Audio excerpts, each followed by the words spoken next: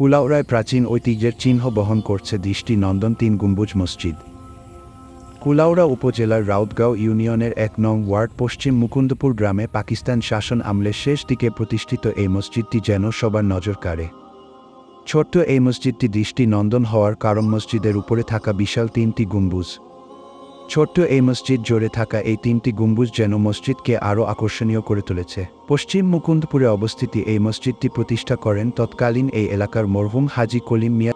জানা যায়, পাকিস্তান শাসন আমলে যখন অত্র এলাকায় কোনো মসজিদ ছিল না, তখন এলাকার মানুষের নামাজ পড়ার সুবিধার কথা চিন্তা করে নিজ ভূমির উপর এই মসজিদ প্রতিষ্ঠা করেন।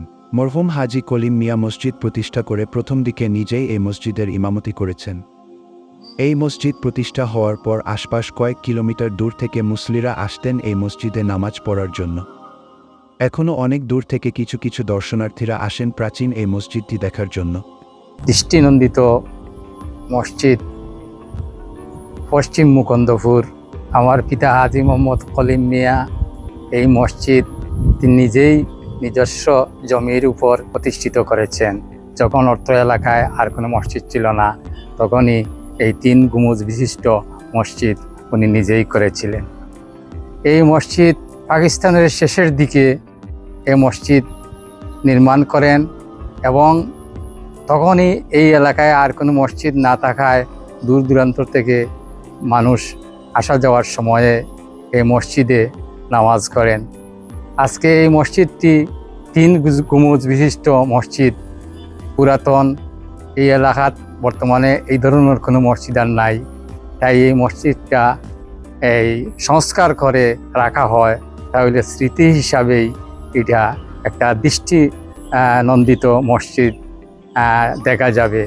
আমরা যে মসজিদের সামনে দাঁড়িয়ে আছি, এই মসজিদ যার বড় ঐতিহ্যবাহী মসজিদ, পাকিস্তান আমলার মসজিদ। এই মসজিদটা অত সুন্দর মসজিদ, ৩ গম্বুজের মসজিদ, প্রচুর মানুষই এই মসজিদটা দেখেন। আপনারা যে মসজিদটি দেখতে পাচ্ছেন, এটি পাকিস্তান আমলে আমার দাদা রাউতগাঁও ইউনিয়ন পরিষদের প্রথম প্রতিষ্ঠাকালীন ইউপি সদস্য ছিলেন। আমার দাদা মরহুম হাজী কলিম মিয়া প্রতিষ্ঠা করেছিলেন এবং ওনার সাথে ওনার সহযোগীরা ছিল যারা এই মসজিদ প্রতিষ্ঠায় সহযোগিতা করেছে। তাহলে মসজিদটি আসলে পুরনো আমলের একটি স্মৃতি।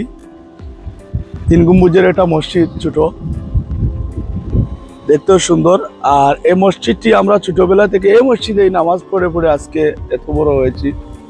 মসজিদের সাথে আমাদের অনেক স্মৃতি বিজড়িত, আমাদের দাদা স্মৃতি বিজড়িত, এই এলাকার অনেক প্রবীণ মুরব্বীদের স্মৃতি বিজড়িত।